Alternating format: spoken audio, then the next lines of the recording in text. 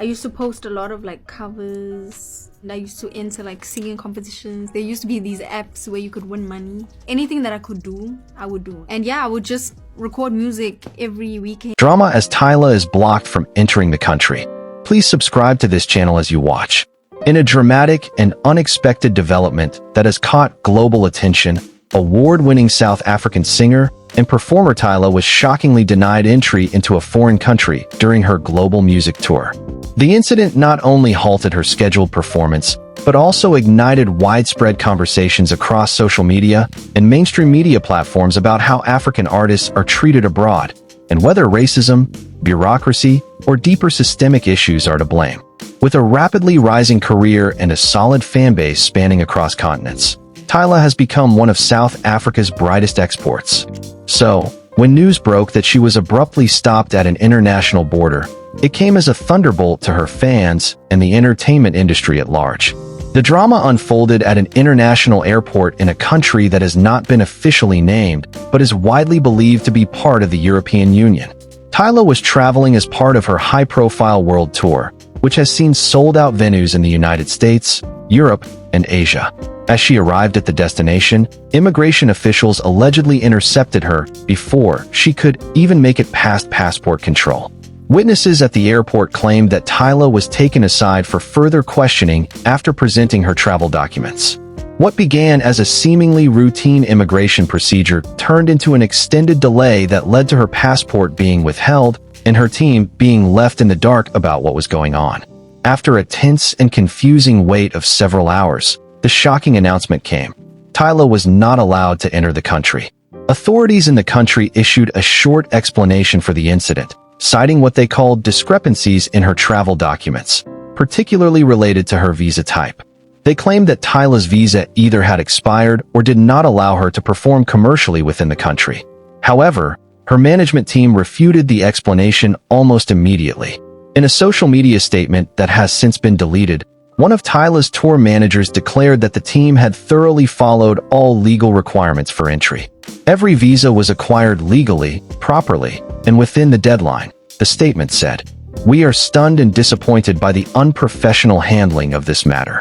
The conflicting stories from both sides have only further fueled speculation. Many believe there was more to the incident than mere paperwork.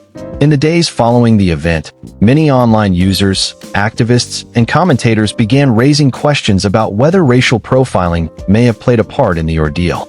This is not the first time African artists have experienced humiliation at international borders. Several have previously spoken out about being delayed, denied entry, or treated with suspicion despite holding proper documentation.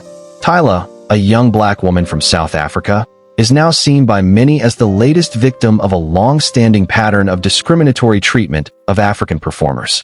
Social media platforms erupted with hashtags such as hashtag #LetTylaPerform, hashtag #HandsOffTyla, and hashtag #RespectAfricanTalent, reflecting the growing outrage over the incident.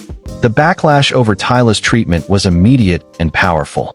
From her loyal fan base to fellow entertainers, the incident provoked a storm of support for the artist.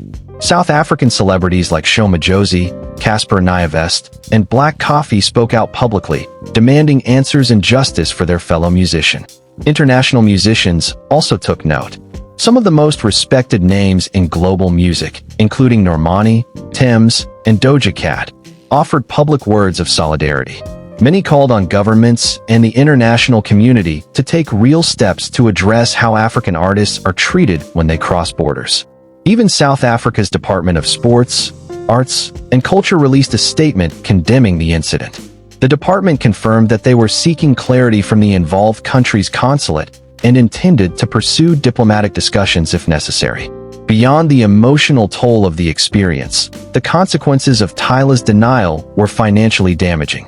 Her performance was abruptly canceled, ticket sales were refunded, and local event organizers lost massive revenue due to the abrupt cancellation.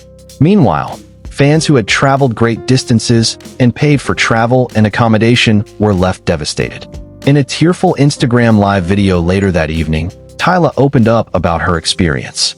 She described feeling humiliated, heartbroken, and exhausted by the situation. I've dedicated my life to my craft, she said. Being treated like this, when I know I did everything right, is deeply painful. This isn't just about me. It's about every artist who's been made to feel like they don't belong. The video drew millions of views and made headlines around the world. Fans and media outlets alike praised her for showing vulnerability and strength in the face of injustice. Tyla's ordeal has reignited a much-needed conversation around the systemic difficulties that African artists face when trying to tour internationally. Despite their global popularity and influence, many African performers report being frequently subjected to lengthy visa processes, unnecessary scrutiny, and unexplained travel denials. Renowned Nigerian artists such as Burna Boy, Yemi Alade, and Wizkid have all publicly recounted experiences of being detained, delayed, or denied access to countries despite having legitimate paperwork.